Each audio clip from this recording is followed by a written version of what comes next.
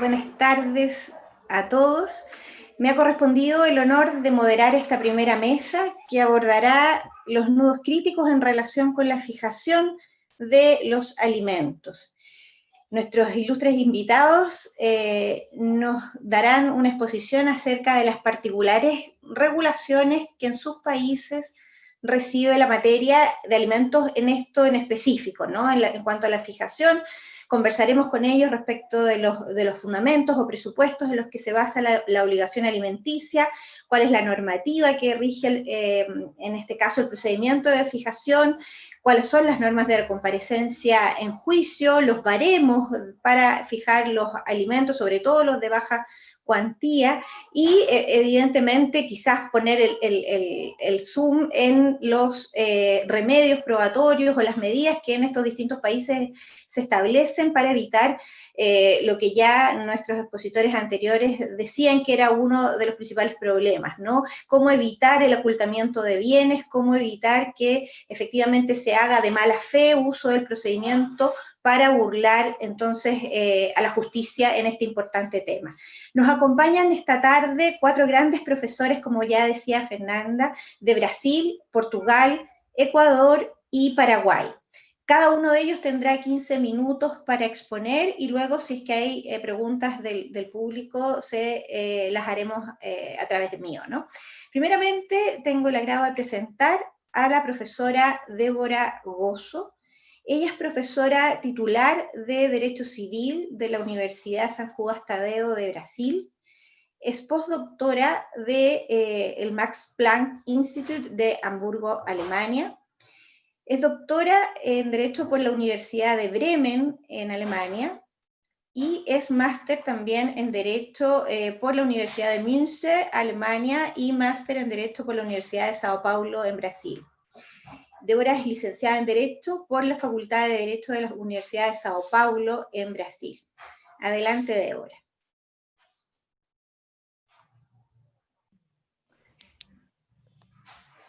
Muchas gracias, Carolina, por sus palabras. Quiero pedir perdón desde ya por no hablar libremente español. Voy a leer mi ponencia, ¿sí? Por eso no tenemos problemas con el tiempo, porque está ya 15 minutos para todo. Entonces, buenas tardes a todos los presentes. Y antes de empezar mi ponencia, a mí me gustaría muchísimo de decir que es una gran alegría y un gran honor participar en el seminario internacional al lado de personas tan relevantes en el derecho de familia de América Latina, de España y Portugal, hablando de un tema tan importante que es el de la pensión de alimentos bajo la perspectiva comparada del derecho. Yo agradezco la honrosa invitación de las profesoras Carmen Domínguez y Úrsula Bassett por hacer posible esta instancia, aunque sea virtualmente. Por fin saludo a todos los conferencistas del seminario. Nuestro tiempo es muy limitado, así es que empezaré mi ponencia para no retrasar nuestro evento. Al recibir la invitación, me pasó por la cabeza lo cuánto es importante hablar sobre el tema de los alimentos, porque del pago de ellos depende la vida de muchas personas, no solo de los menores de edad, sino de los jóvenes, de las personas adultas y de las ancianas. En fin, de todos los que tienen condiciones de mantenerse por sus propios medios. Pero me parece importante señalar que el concepto jurídico de la palabra alimentos comprende no solo los productos alimenticios que mantienen la vida, sino la educación, en el caso de los menores de edad, la vivienda, la salud, la vestimenta, así como la recreación y la diversión. Con estos elementos se puede garantizar a la persona que recibe los alimentos una vida digna. En Brasil, la fundamentación legal para ese entendimiento se encuentra en el artículo 6 de la vigente Constitución brasileña, donde se quedan previstos los derechos fundamentales sociales. Además del hecho que los alimentos son tanto un derecho fundamental, derecho a la vida, como un derecho fundamental social, siendo los dos derechos previstos en la Constitución del año 1988, su reglamentación encuentra amparo legal no solamente en el Código Civil, donde está insertados en la sección patrimonial del libro del Derecho de Familia, pero en la Ley de los Alimentos del año de 1968. En el Código se encuentra la normativa general acerca de las personas que pueden exigir los alimentos en juicio y aquellas que deben cumplir con su obligación alimenticia. Más allá de eso, los presupuestos para que se pueda establecer el importe de los alimentos, es decir, la necesidad del alimentario y la posibilidad del alimentante. Pero la necesidad y la posibilidad deben ser ponderadas por el principio de la proporcionalidad. Es decir, por ejemplo, que aún el alimentante pueda pagar más, algo como $1,000. Si el alimentario solo necesita de 500, el juez debe tener eso en cuenta a fijar los alimentos siempre que ellos fueran fijados judicialmente. La jurisprudencia brasileña desarrolló hace muchas décadas al parámetro de 1/3 o 33% el general del sueldo del alimentante como un punto de partida para el inicio de la discusión sobre el importe que será fijado para el pago de los alimentos. Este tercio es variable. En otras palabras, el tercio del sueldo puede ser para más o para menos, dependiendo de los presupuestos, de la necesidad del alimentario y de la posibilidad del alimentante. La verdad es que esa regla funciona muchísimo bien en la praxis, en especial en los casos en que se inicia la conversación sobre el importe de los alimentos. Por supuesto que los alimentos aún pueden ser fijados con base en la voluntad de las partes. Eso es lo que ocurre de modo general en las hipótesis en las cuales los alimentos son debidos por un integrante de una pareja o otra, o un cónyuge al otro, es decir, cuando ellos se separan. Ellos tienen autonomía para decidir sobre el importe. A mí me gustaría observar que es posible requerir los alimentos mientras las personas estén casadas o viviendo juntas en una unión de hecho. En Brasil existe para las dos situaciones el deber de asistencia mutua, que incluye el deber de ayuda financiera independiente del régimen de bienes. Debo decir que jamás vi eso en mi vida profesional. A mí me parece que si el cónyuge tiene que solicitar alimentos del otro en juicio durante la vida común de ellos, el matrimonio no va bien. Además de esa situación del pago de los alimentos por la voluntad de las partes, se puede aún mencionar que es posible establecer el deber de alimentos por medio de un contrato. Así, por ejemplo, nadie puede evitar que dos personas que no estén obligadas, pero que pueden ser parientes como tío y sobrino, hagan un contrato con plazo determinado a fin de que uno de ellos pague al otro un determinado importe para ayudarlo. Vuelvo ahora a la Ley de Alimentos del año 1968, que ya mencioné al inicio de mi ponencia.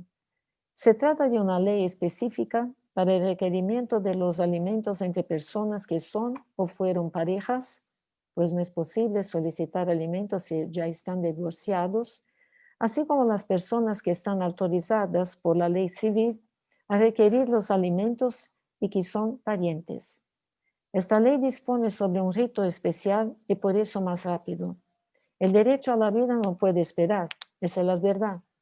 Los presupuestos para la fijación de los alimentos son los mismos de la ley civil, la necesidad del alimentario y la posibilidad del alimentante. Aquí también se suele seguir la jurisprudencia, el índice de 33% del sueldo del alimentante para comenzar la discusión sobre el futuro importe a ser pago al alimentario. Normalmente los alimentos son fijados en la sentencia de la acción de alimentos y ellos deberán ser cumplidos hasta que el alimentario de ellos no los necesite o que el alimentante no pueda más pagarlos. Al principio, los padres deben alimentar a sus hijos menores de 18 años cuando en Brasil la persona se queda plenamente capaz para actuar sola en el mundo jurídico.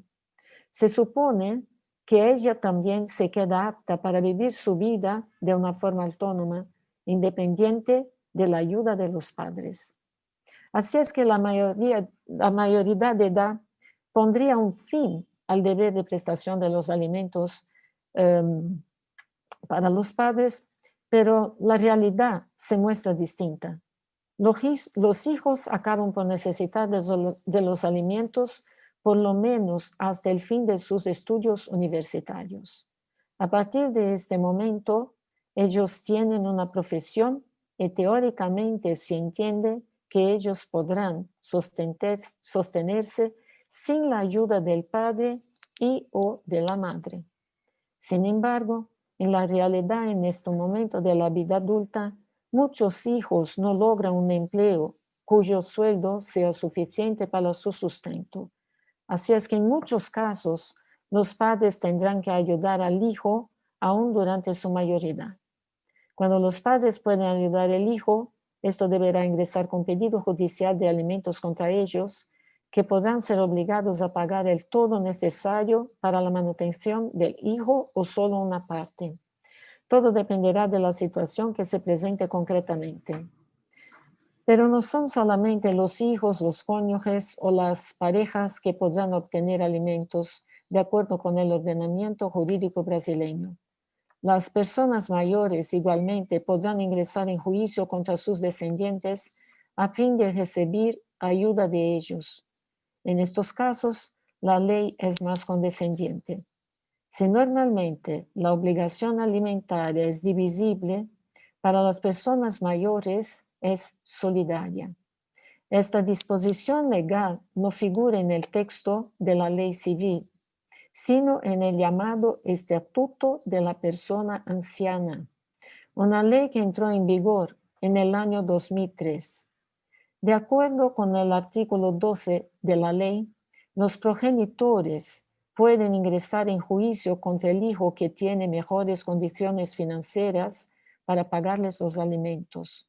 A su vez, el hijo que paga podrá ejercitar su derecho de regreso contra los hermanos, o sea, los otros hijos de los alimentarios, a fin de obtener de ellos lo que inicialmente pagó por los demás. Los presupuestos son los mismos, ¿no? Necesidad, posibilidad, 33%. Pienso que es importante añadir que en el derecho brasileño, justamente porque la vida depende de los alimentos, la prisión civil del deudor de alimentos es permitida.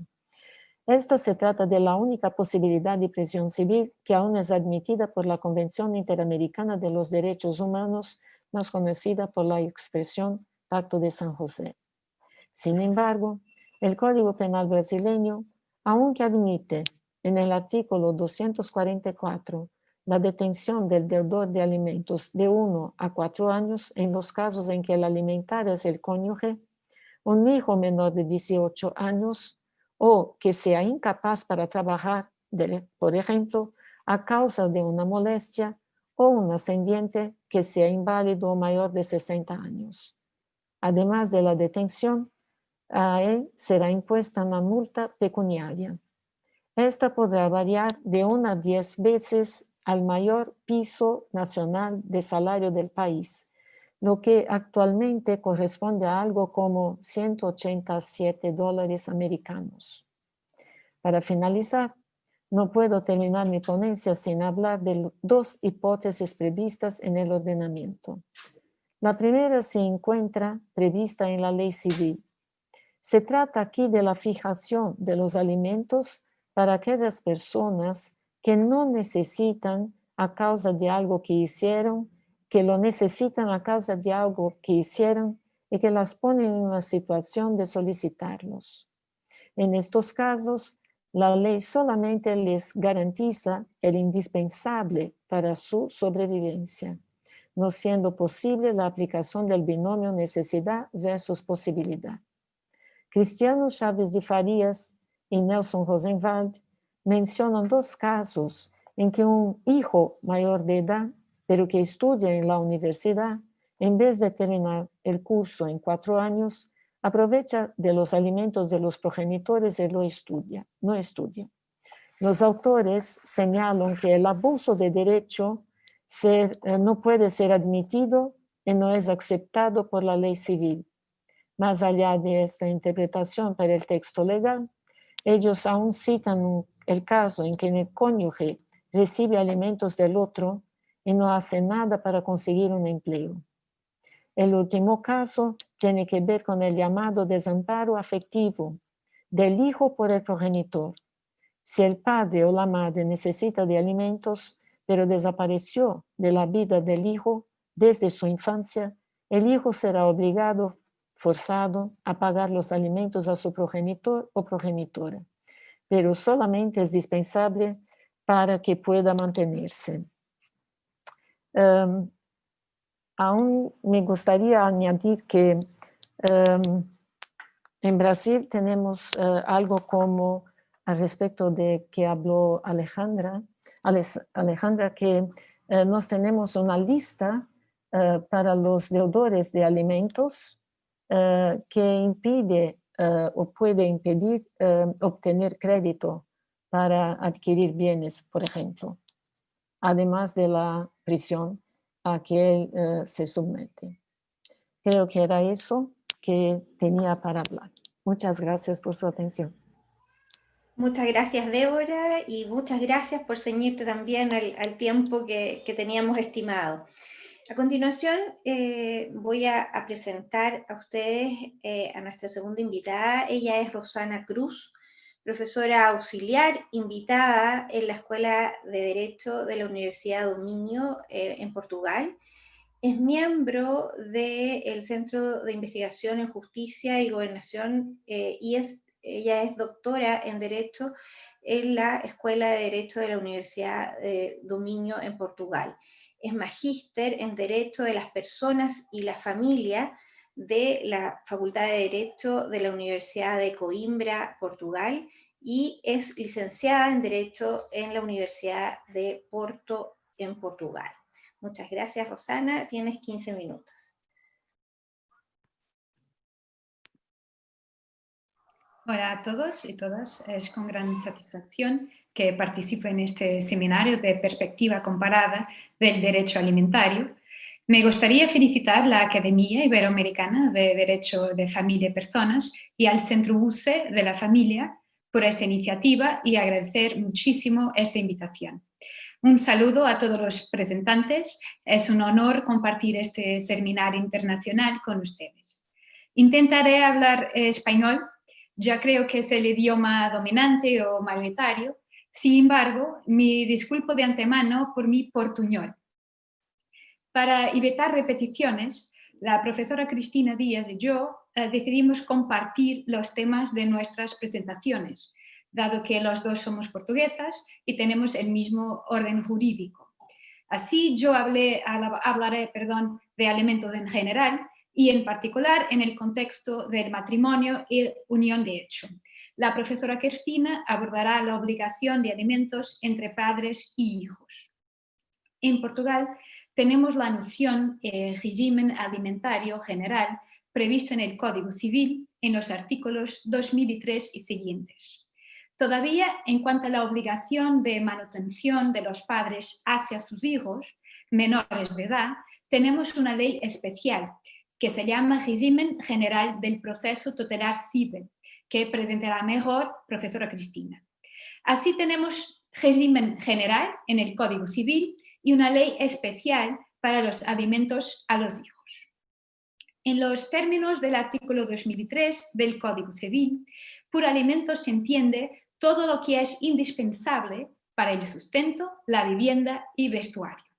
Esta noción es un concepto indeterminado en la medida en que será necesario apurar qué gastos se incluyen en manutención o vivienda, por ejemplo.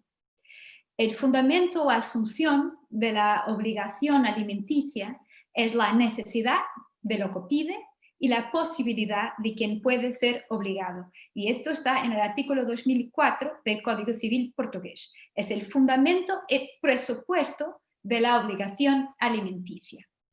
Estas dos situaciones no son, claro, impermeables. Las realidades que rodean a estas personas pueden cambiar.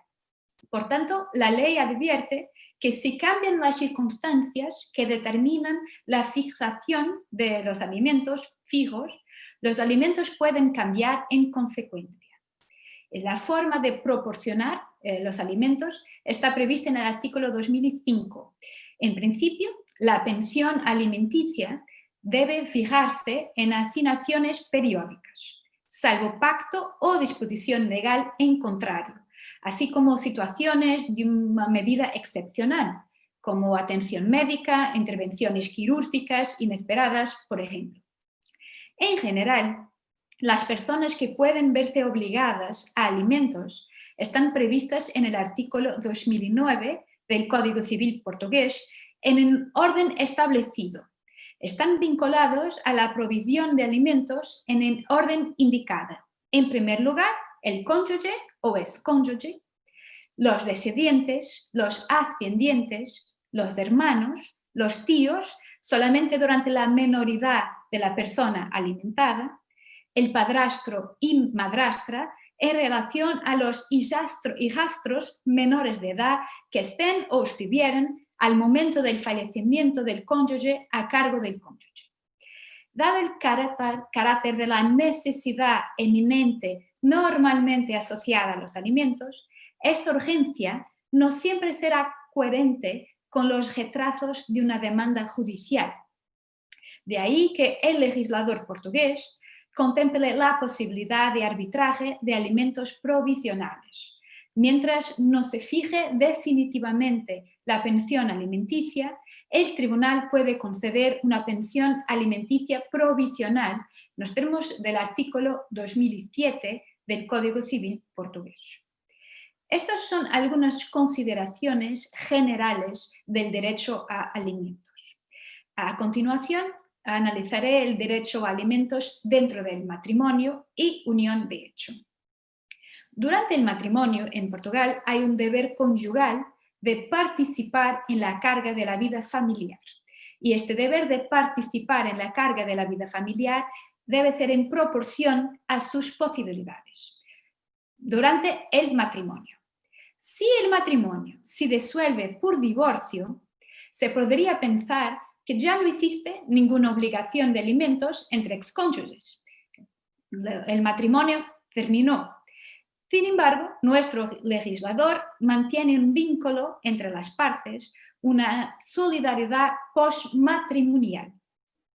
En la reforma más reciente de los alimentos post-divorcio, la reforma más reciente en Portugal fue en 2008, la ley número 61-2008 de 31 de octubre. Y en esta reforma estableció el legislador portugués en el artículo 2016 principio de autosuficiencia. El legislador entendió que el derecho a alimentos no debe durar para siempre. Le corresponde a el propio excónyuge proporcionar y esforzarse por levantar los medios de subsistencia y no depender del otro. Esta disposición se deriva del concepto de clean break, de que las partes deben, después del divorcio, vivir sin la otra. Pero todavía, si no es posible para cada uno de los cónyuges, excónyuges, mantenerse por sí mismos de forma independiente, pueden tener derecho a una pensión alimenticia. En los términos del artículo 2016A, a la hora de fijar el montón de la pensión alimenticia, el tribunal, cuando no hay acuerdo, porque es posible acuerdo privado entre las partes, o a través de la mediación familiar, es posible que las partes lleguen a un acuerdo por sí mismas. Pero cuando no hay acuerdo, el tribunal deberá tener en cuenta algunos factores importantes para el montón de la pensión alimenticia. Factores como la colaboración brindada a la economía de la pareja, la edad y estado de salud de los cónyuges, sus calificaciones profesionales y posibilidades laborales, al tiempo que tendrán que dedicar eventualmente a criar hijos comunes, sus ingresos y ganancias, un nuevo matrimonio o unión de hecho, y en general todas las circunstancias que intervengan en las necesidades de uno y las posibilidades del otro. Por otro lado, ahora, desde 2008, es explícito que el cónyuge acreedor no tiene derecho a exigir el mantenimiento del nivel de vida que se benefició en la constancia del matrimonio. Antes de la reforma de 2008, tal no era claro en la ley, pero ahora en la ley se deja muy claro que no se puede exigir el mantenimiento del nivel de vida del matrimonio al excónyuge. En Portugal, la medida de los alimentos es un análisis casuístico del juez. No hay una tabla, no hay un cálculo por inteligencia artificial. En ningún caso, ni para los menores de edad. En Portugal es un análisis casuístico del juez. La ley también no establece un plazo para la vigencia de la obligación de proporcionar alimentos al excónyuge, sometiendo al derecho a la pensión únicamente la necesidad. El único criterio es la necesidad de uno y las posibilidades del otro, claro. Cabe señalar que el proyecto de ley 509-10 dispuso la adición de un artículo 2016b cuyas disposiciones determinaban el límite de tiempo de la obligación de alimentos, aunque fuera renovable, pero tenía un límite de tiempo. Este precepto no alcanzó la versión final de la Ley 71/2008 de 31 de octubre. Entonces, no hay aquí un límite de tiempo en la ley para la obligación de alimentos al excónyuge en Portugal. Si el excónyuge que recibe alimentos contrae un nuevo matrimonio o inicia una unión de hecho, o se vuelve indigno del beneficio por su comportamiento moral, cesa la obligación de alimentos. Esto queda en el artículo 2019 del Código Civil. Así, estas situaciones de contraer un nuevo matrimonio, una unión de hecho o se tornar indigno por su comportamiento moral, se suman a las causas generales de cesación del derecho a la pensión alimenticia. Las causas generales están en el artículo 2013, que son muerte del obligado o del alimentado, falta de necesidad por parte del alimentador o posibilidad por parte del obligado, o cuando el acreedor viole gravemente sus obligaciones para con el deudor. Todas estas son causas de cesación del derecho a la pensión alimenticia. En cuanto a la unión de hecho, el sistema portugués no impone a las uniones de hecho una obligación de sustento ni durante la unión ni después de su terminación por rompimiento.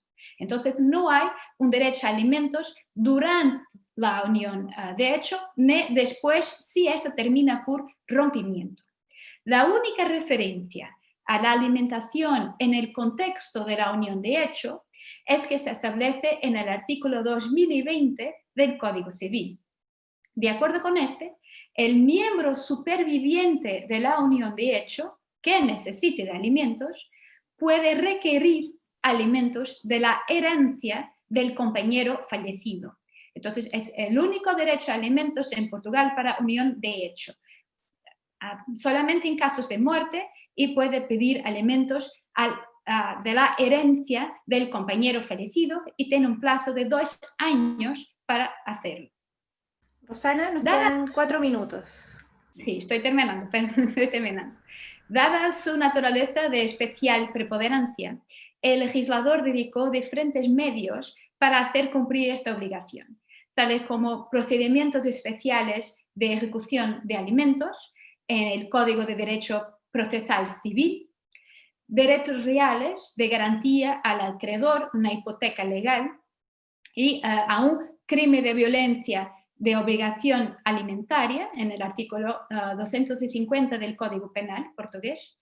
Aún así puede ser motivo de desheredación en Código Civil. Y en los casos de los hijos menores, el tribunal puede notificar al empleador que retire el montón de la pensión directamente del sueldo de los padres que no están en cumplir, pero esto la profesora Cristina lo explicará mejor cuando hablar de los alimentos a los hijos. Esos son algunos de los medios de hacer cumplir la obligación de alimentos. Esas son algunas notas sobre el derecho a alimentos en general. Espero que mi español haya sido mínimamente comprensible. Agradezco su atención. Estoy disponible para cualquier duda. Muchas gracias a todos. Muchas gracias. Muchas gracias, Rosana. El español perfecto. No se notó que era portuñol, así que tú muy tranquila. Gracias. Voy a presentar a continuación a nuestro tercer invitado en esta primera mesa, Jorge Maldonado. Él es profesor en la Universidad Técnica Particular de Loja, en Ecuador. Es doctorado en Ciencias Sociales y Jurídicas en la Universidad de Cádiz, España. Especialista en Derecho Procesal Penal en la Universidad Técnica Particular de Loja, Ecuador, y magíster en Derecho en la Universidad Nacional Autónoma de México. Jorge es abogado de los tribunales y juzgados este título lo obtuvo en la Universidad Internacional del Ecuador. Jorge, hecha la presentación, le dejo sus 15 minutos. Muchas gracias, estimada Carolina, por liderar este espacio. No sin antes quiero agradecer a la doctora Carmen Domínguez, quien nos ha hecho partícipes, me ha hecho partícipes de este espacio y muy gustoso de compartir esta ponencia con temas relevantes del derecho de familia. Para empezar, quería acotar de que nuestro derecho de familia tuvo un vuelco de 360 grados en el Ecuador a partir de la promulgación de la Constitución del 2014, en la cual esta Constitución tiene una cosmovisión muy garantista a criterio de muchos autores ecuatorianos y que el Estado no avanza a tutelar todos este cúmulo de derechos, ¿no?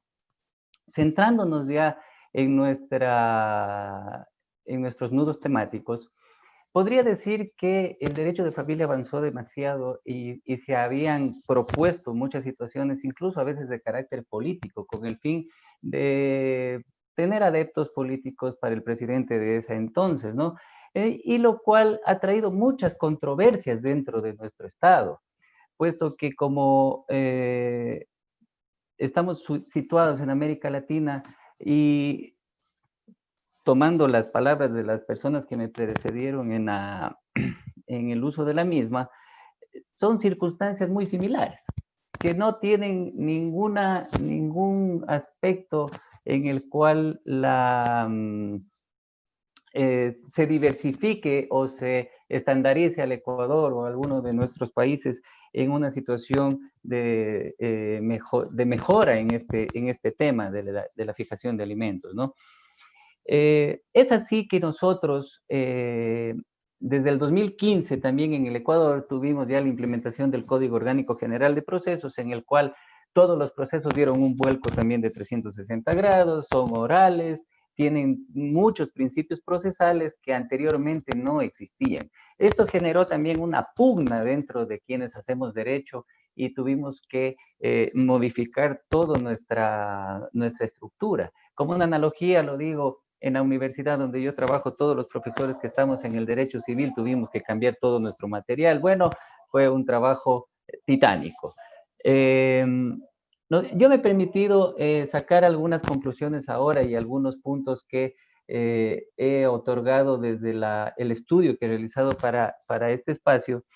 Y nuestra cultura en el Ecuador es de que cuando una persona o una pareja se divorcia, es por ciertas cuestiones como adulterio, incompatibilidad de caracteres, lo que pasa casi en todos los divorcios, ¿no? Pero particularmente en nuestro país, la enemistad, si se podría decir así, que existe entre las personas que han roto el vínculo matrimonial es muy grande. Y como es de conocimiento de todos, cuando existe el divorcio y hay hijos de por medio, en nuestro país las audiencias se hacen mucho más rápido porque los jueces, al ser garantistas constitucionales, precautelan la manutención de esos menores, la tenencia, el régimen de visitas y todo esto, ¿no? Entonces ese resentimiento está muy fresco ahí, inmerso en ese juicio. Entonces somos los abogados los que estamos metidos en ese ámbito que, por decirlo así, de ese tira y jala, que sácale más, cóbrale un poquito más, no le des tanto, oculto estos bienes, mi sueldo es más bajo, ya no declaro ante el Servicio de Rentas Internas todo lo que yo percibo, y que son circunstancias que se han venido repitiendo y que se las han mencionado anteriormente. Es así que nuestra idiosincrasia como ecuatorianos a veces nos lleva a ese repudio a pasar una manutención. Contarles que en nuestro país, cuando existe la fijación de alimentos, se toma el 40% del sueldo neto de una persona. Es ahí donde existen muchas irregularidades, puesto que nuestra estructura social es demasiadamente diversa. Hay personas que viven al día a día, así como hay personas que tienen sueldos muy exagerados y que tienen la posibilidad de otorgar una pensión alimenticia mucho más elevada.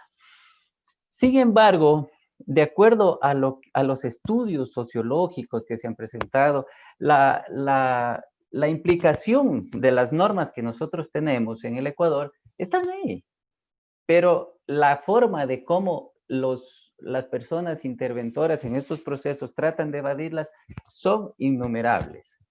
Se implantó en el Ecuador un sistema unificado para el pago de las pensiones, el cual ya automáticamente del sueldo que se percibe por parte del patrono, descuenta ya las cantidades fijadas por el juez.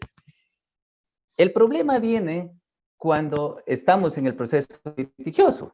Entonces, como nosotros también tenemos el asunto de la mediación previa a cualquier proceso y se tomará en cuenta los resultados de esta mediación, casi el 80% de las personas que acuden a la mediación no logran acordar una correcta fijación de alimentos y necesariamente van a la litis.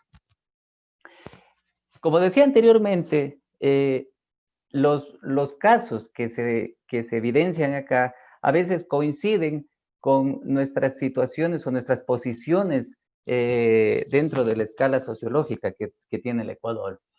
Entonces, yo he querido referirme en este espacio a muchos casos de evasiones, de ocultamiento de bienes que perjudican en sí a los menores, ¿no?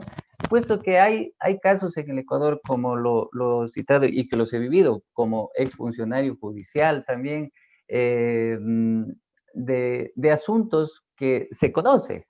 Por ejemplo, se puede evidenciar asambleístas, personas representativas de la comunidad que pasan ínfimas pensiones. Puede ser por su inclinación o su preponderancia dentro de la sociedad y que ejercen presión sobre los activadores de justicia, y también casos exagerados en los cuales personas que, como decía anteriormente, viven con el día a día y que se sabe que son personas que no tienen un ingreso económico aceptable, si se lo podría decir así, tienen que pasar una pensión alimenticia que es ínfima. Entonces pongámonos en el aspecto de que un menor tiene que vivir con una pensión de $40 mensuales. O sea, es algo inaudito, pero ¿cómo la ley puede otorgarle o extraer más de una persona que en realidad no puede sustentar sus principios básicos para poder sobrevivir o vivir dignamente? Lo traigo esto porque nuestra Constitución tiene un parámetro que es sumamente interesante, los principios del buen vivir.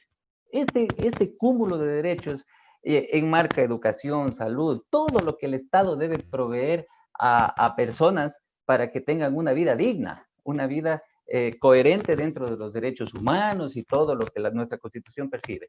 Entonces, volviendo al caso anterior, una persona que tiene un acceso o una madre que tiene que solventar los gastos de sus hijos con unos $40, no lo va a poder hacer. No lo va a poder hacer, simple y llanamente no lo puede hacer. Entonces ahí es donde viene esta precariedad del derecho de los menores, que claro, tenemos un código de la niñez y adolescencia que también regula estas circunstancias, pero sin embargo las condiciones del alimentante son las que limitan este accionar a las personas que deban tener este estipendio, si se lo podría llamar así. En el Ecuador también la fijación o de la afiliación, determinar la correcta afiliación también es a veces un problema, puesto que las partes no quieren someterse a exámenes de ADN y cuestiones por el estilo, lo cual nos trae muchísimos vacíos también dentro de este acápite. La brecha también entre la teoría que está en el derecho y la aplicación del mismo en la praxis, ya en la vida real, también nos trae muchas consecuencias y muchos vacíos jurídicos que deben ser tomados en cuenta.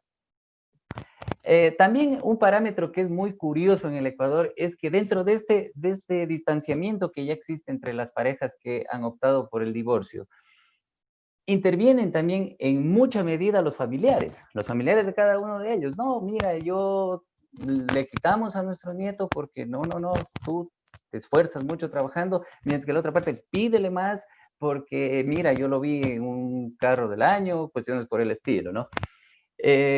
Los procesos coercitivos que se han dado en el Ecuador para este asunto, para tratar de que las personas no evadan estos pagos, han sido ineficaces. Han sido ineficaces, como lo dijeron algunas otras personas que me antecedieron en la palabra. Nosotros teníamos una boleta en la cual encarcelábamos a la persona que incumplía con el pago de alimentos, porque antes cada alimentante tenía que acercarse al banco y depositar esta persona y no era extraído de la cuenta automáticamente por el sistema que ahora tenemos. Pero lo curioso era que las personas o las esposas que demandaban a estas personas se remitía a la fiscalía, quienes aprendían ya y encarcelaban al alimentante. Pero a los 3, 4 días llegaba la esposa al mismo juzgado a decir que lo saquen al ex esposo porque era el que trabajaba y desgraciadamente tenía que tutelar las labores y las cuestiones económicas de sus hijos. Entonces, yo coincido mucho en que dentro de las soluciones, crear un poco de vergüenza ciudadana en aspectos como que personas que deben pensiones alimenticias deseen ser figuras públicas o ostentar una dignidad pública de elección popular, son una de las medidas que ya se analizaron en el Ecuador, pero que seguimos analizándolas. Inclusive, se estaba solicitando también de que en muchos de los casos, las pensiones muy elevadas que muchas de las personas tienen que soportar y que solventar, son inadecuadas, puesto que están sirviendo para que sean la manutención no solo de sus hijos, sino del futuro padrastro de esos niños. Entonces, este tema, este tirijala, es un asunto de que se pedía de que la esposa justifique únicamente gastos de los menores mediante facturación estas pensiones muy elevadas. Pero en la práctica, el Ecuador todavía está estancado un poco en estos aspectos, por lo que, como decía, nuestros jueces son garantistas de la Constitución y con la implementación de estas medidas y con el cumplimiento a rajatabla de la norma, no pueden dar una interpretación ni hacer una investigación más allá de lo que las dos partes les presenten dentro de la audiencia. Les agradezco por el espacio y era lo que más o menos tenía que contarles a ustedes y quedo presto para cualquier inquietud. Gracias, Carolina. Muchas gracias, Jorge. Y vamos a dar entonces paso a nuestra tercera invitada, nuestra cuarta ponente de esta primera mesa, Claudia Sanabria. Ella es profesora de pregrado y posgrado, tutora y evaluadora de proyectos de investigación en la Universidad Iberoamericana del Paraguay.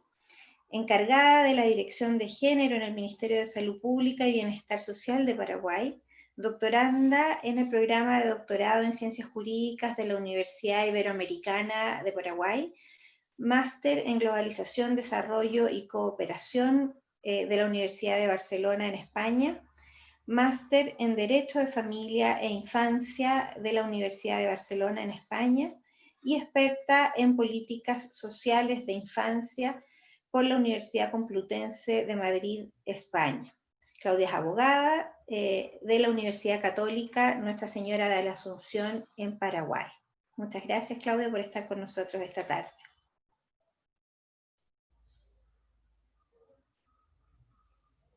Bueno, muchas gracias y muy buenas tardes desde Asunción, Paraguay.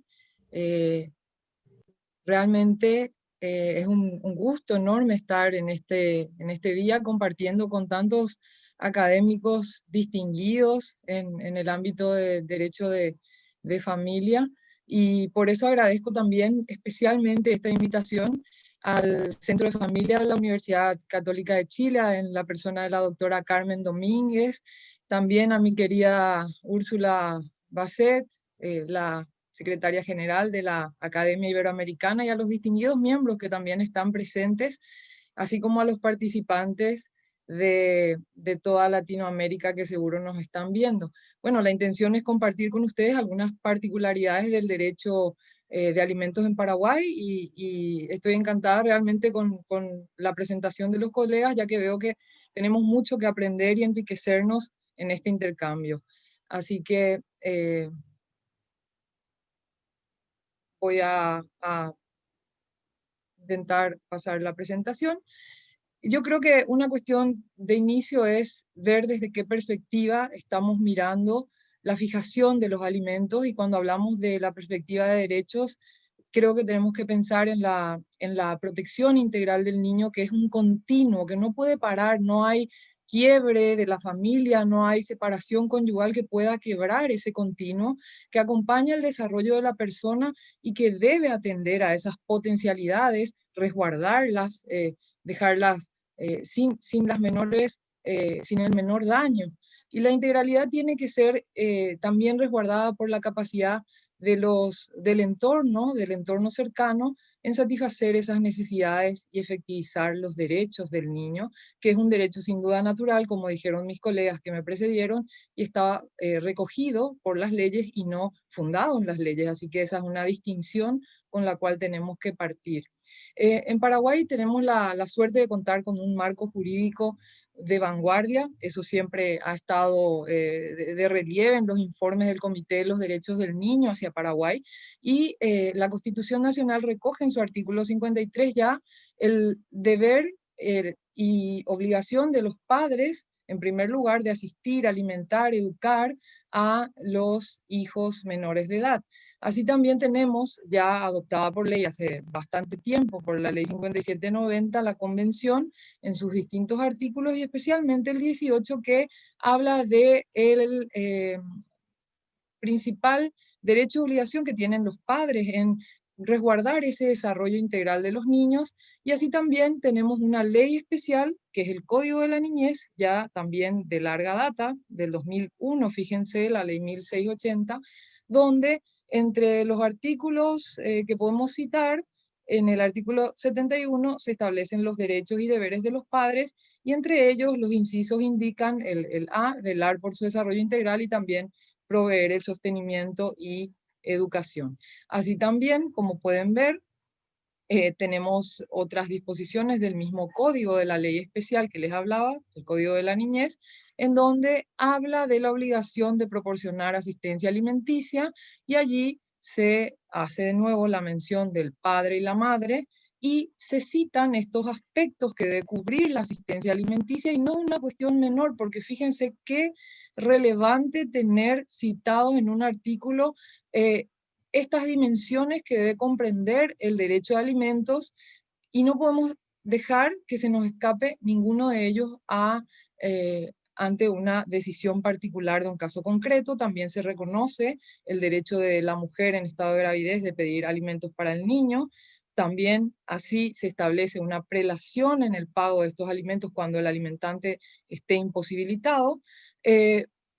Sigue los artículos del Código de la Niñez citando estos principios. Voy a pasar algunos rápidamente por cuestiones de tiempo, pero quiero que se queden con algunas ideas claras, como que la ley viene a facilitar de alguna manera incluso las pruebas que se pueden presentar en juicio, porque expresamente se menciona que, por ejemplo, el caudal del alimentante se puede probar por cualquier medio. Eso quiere decir que, bueno, la forma de vida hoy en día puede ser probada por cualquier medio y no solo por el ingreso del alimentante conforme a la nómina que vamos a solicitar al lugar donde trabaja.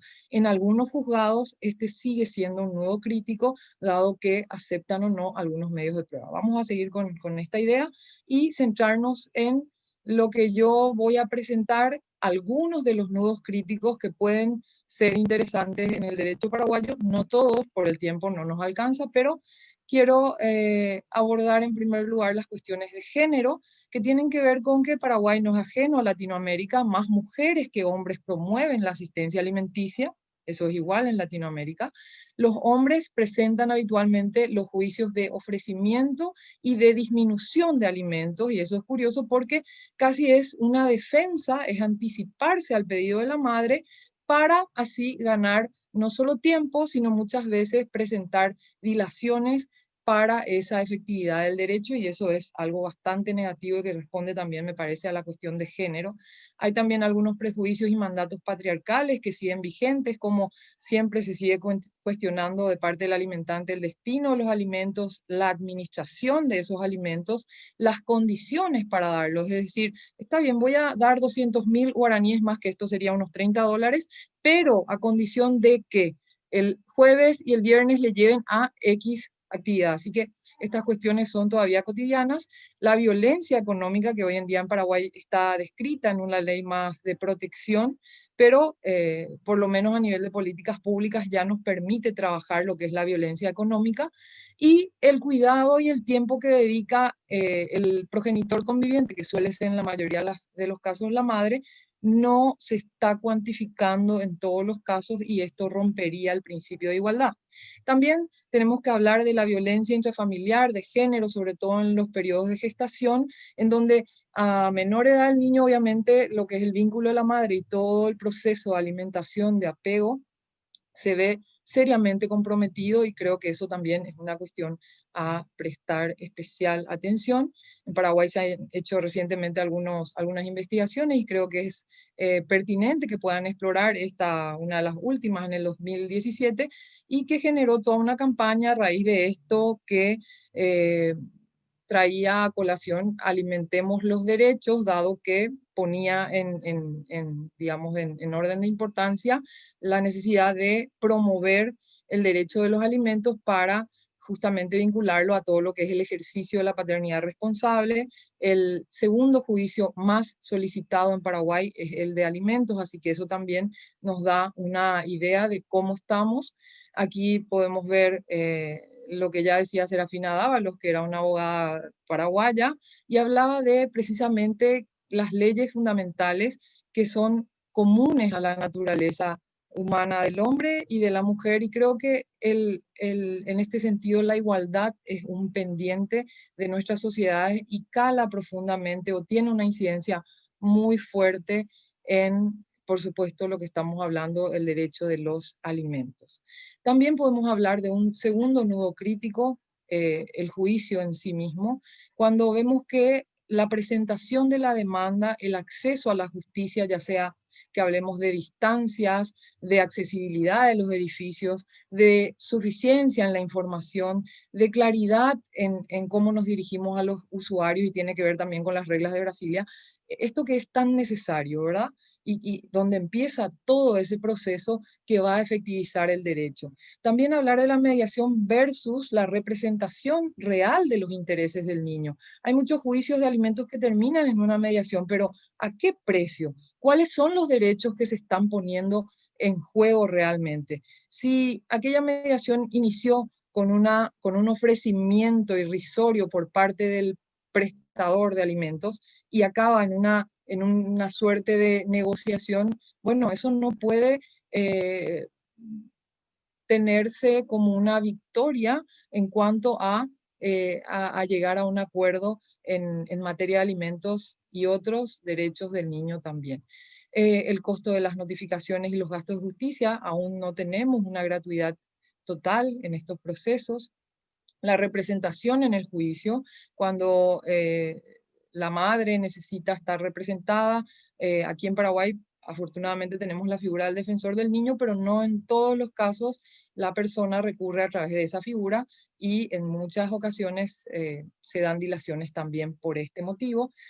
La determinación de las necesidades caso por caso, y esto creo que es un punto importante, ya que tenemos que mirar en cada juicio, en cada proceso, la edad del niño, las condiciones de vida de los progenitores, y lograr que ese sea un verdadero triunfo cuando se dicte la sentencia, es decir, que sea una sentencia equilibrada e integral. Dejar de lado también apreciaciones subjetivas, como aquellas fórmulas que usamos y se dice condiciones dignas. Bueno, ¿cuáles son las condiciones dignas?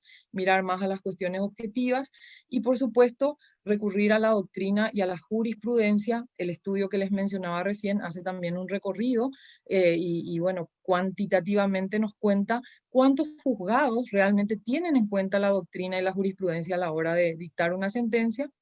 El nudo crítico de la integralidad, que tiene que ver con desmenuzar, desarrollar esas cuestiones que hacen al sustento, a la habitación, al vestido, a la educación, a la asistencia médica, que no son solamente estos enunciados generales, la recreación, un derecho reconocido en la Convención y que hoy yo creo que en general no están recogidas en las sentencias de alimentos.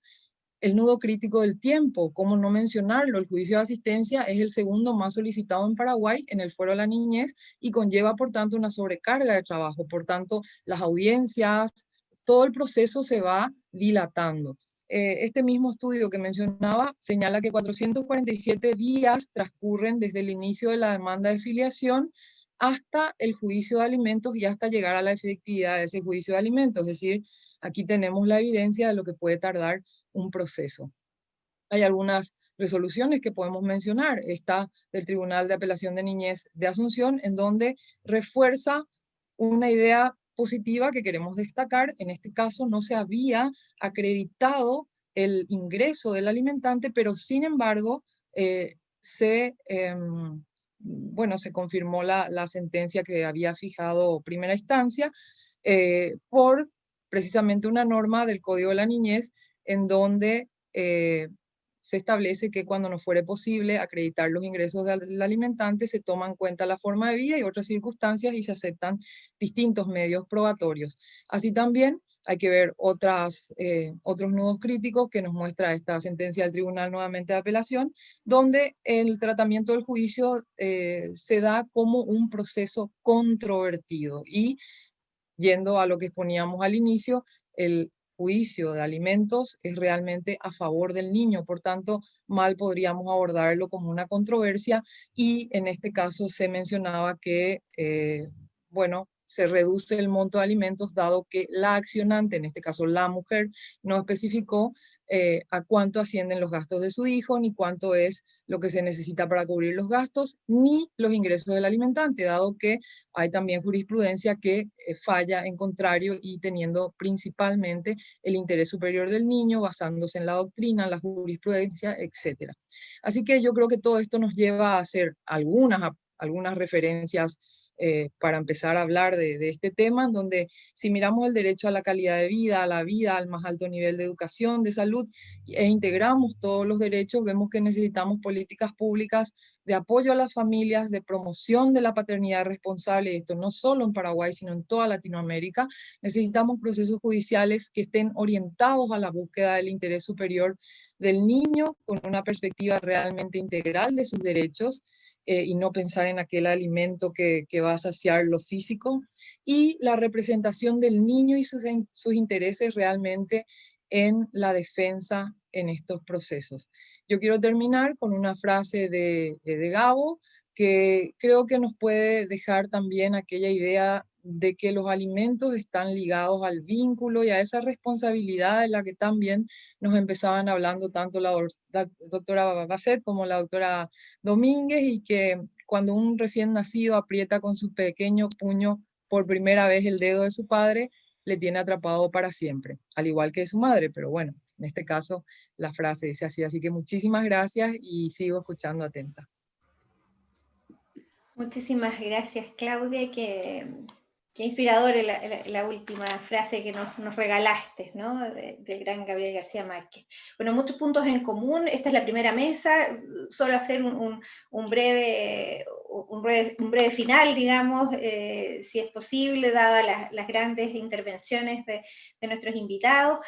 Importante relevar, creo yo, que en algunos países como Paraguay, este deber alimenticio está elevado a rango constitucional, sobre todo pensando en Chile, ¿no? Que estamos a puertas de una discusión de este tipo. Muy interesante también aquellos países en los cuales esta obligación incluso se extiende respecto de los cónyuges, de los excónyuges, una vez que el matrimonio ya ha terminado y bajo ciertas circunstancias. Me pareció muy interesante. Y en definitiva, ¿no? De lo que todos ustedes han dicho, que este problema sigue siendo un tema promovido, principalmente un conflicto judicial promovido por las mujeres, en los cuales en definitiva encontramos sin duda todas las dificultades que también la brecha de género nos aporta lamentablemente en esto, y bueno, todo lo que queda todavía como desafío por avanzar, ¿no? Principalmente en cuanto a la efectividad de los alimentos una vez ya fijados, y que bueno, va a haber una mesa en que ya se va a hablar en extenso respecto del cumplimiento, y también aquellos problemas derivados, por ejemplo, de la mediación y estos acuerdos que a veces se fuerzan, pero sin que detrás haya una negociación satisfactoria, y que por lo tanto esos resultados muchas veces son muy febles en el tiempo, ¿no? Les agradezco una vez más a nuestros grandes 4 primeros invitados de esta mesa.